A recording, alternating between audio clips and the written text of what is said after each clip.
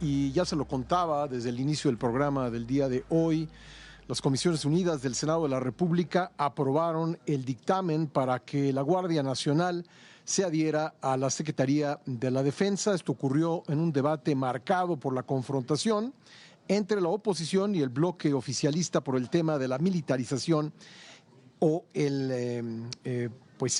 la estrategia de combate a la seguridad pública. Vamos a platicar al respecto con nuestra compañera Leticia Robles de la Rosa.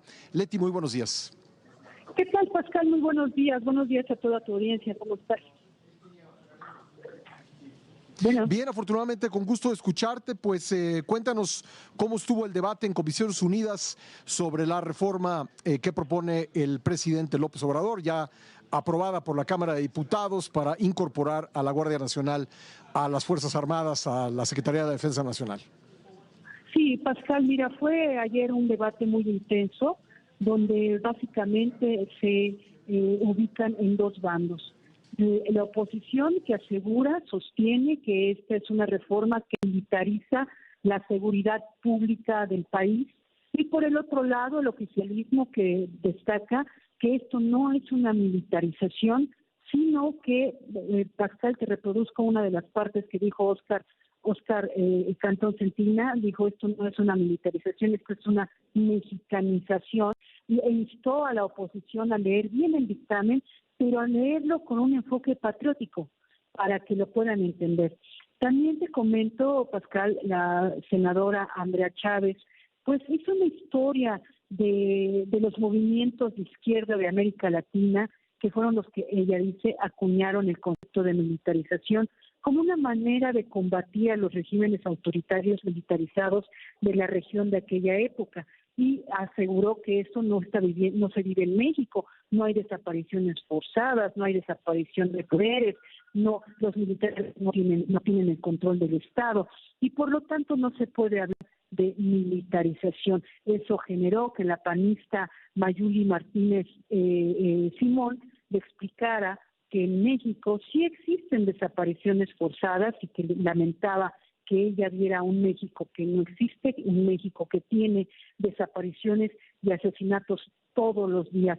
Pascal, Ricardo Anaya del PAN tuvo que leer una parte del dictamen donde dice que la Guardia Nacional solamente estará integrada por elementos militares con formación, y Morena gritaba, sí, pero con formación policíaca, lo que Anaya les comentó, sí, pero militares a fin de cuentas, Pascal. ¿Qué va a ocurrir? Bueno, el día de hoy el Pleno del Senado de la República lo conocerá en primera lectura en una primera sesión, Pascal, para una segunda conocerlo en segunda lectura y abrir el debate. Comento que ayer Morena acordó que fuera a morir, como se dice en términos coloquiales, la sesión para que terminen a más tardar mañana. Hoy se aprueba, además de esa reforma, la que tiene que ver con los pueblos indígenas y las comunidades afromexicanas.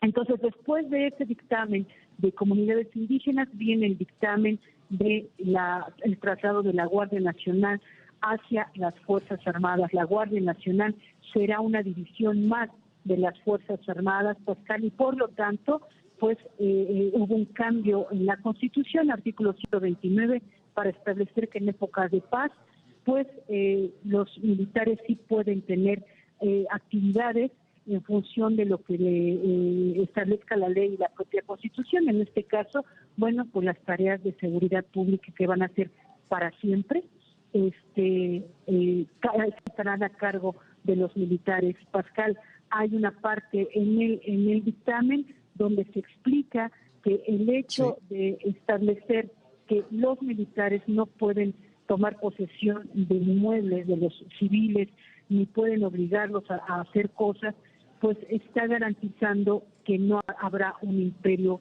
militar sobre la voluntad de los civiles mexicanos, que no estarían obligados a obedecerlos, Pascal. Propuesta por el presidente López Obrador, que aparte de transferir a la Guardia Nacional a la Sedena, pues da a los militares facultades legales que no habían tenido, algunas de ellas pues en prácticamente toda la vida republicana de este país. Y en concreto me refiero a un cambio que se hizo al artículo 129 constitucional, que no se había tocado en 167 años, porque este artículo 129, que dice que en tiempos de paz los militares solo pueden realizar actividades que tengan que ver con la disciplina militar, es idéntico al artículo 122 de la Constitución de 1857, así que tenía 167 años sin un cambio que todavía no ha quedado firme porque falta todavía que lo apruebe el Senado, pero un artículo que no se había tocado en más de siglo y medio, Leti. Sí, así es, Pascal. Además es una reforma muy trascendente, aunque pareciera que nada más son unas cuantas palabras, porque lo que están haciendo es autorizar justamente que los militares puedan realizar tareas que no tienen que ver de manera directa con un estado de guerra. Entonces es, como tú lo has dicho, había sido cuidado durante décadas por las autoridades mexicanas, por el constituyente permanente, de no modificarlo, y esta es la primera vez que se está haciendo.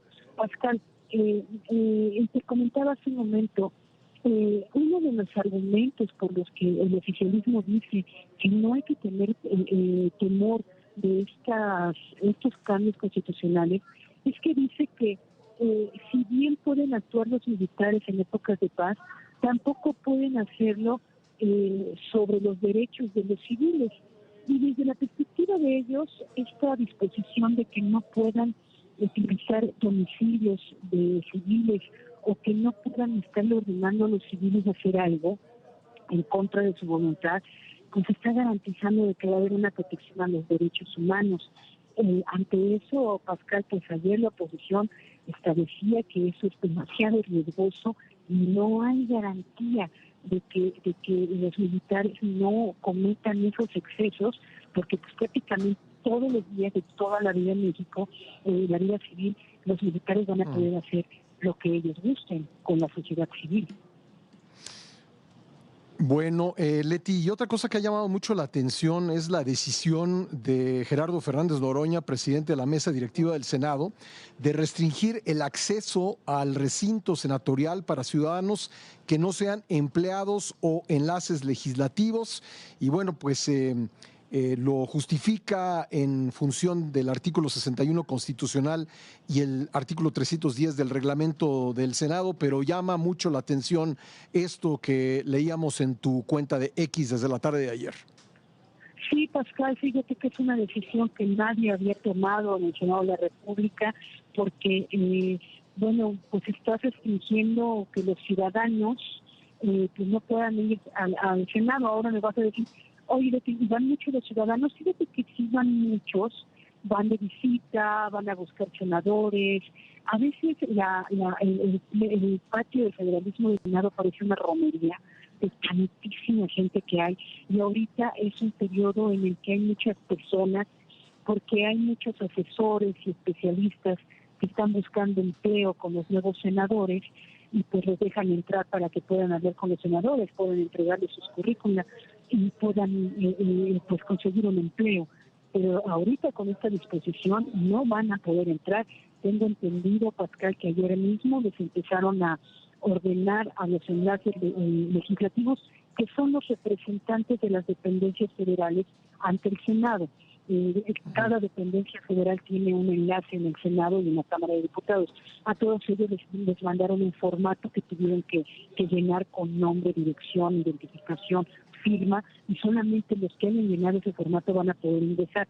A nosotros, Pascal, anoche nos informaron que no tendremos problema aquellos que estamos acreditados plenamente ante el Senado. Eso implica, Pascal, que algunos reporteros, periodistas que no están acreditados en el Senado, pero que sus jefes los mandan a cubrir la actividad del Senado el día de hoy, pues va a ser muy difícil que ingresen.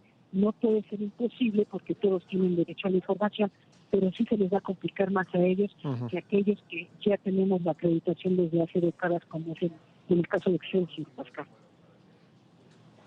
Bueno, Leti, nos quedan unos segundos nada más. Si nos puedes repetir, por favor, cuándo se dará primera lectura y cuándo se dará el debate en el Pleno sobre esta reforma.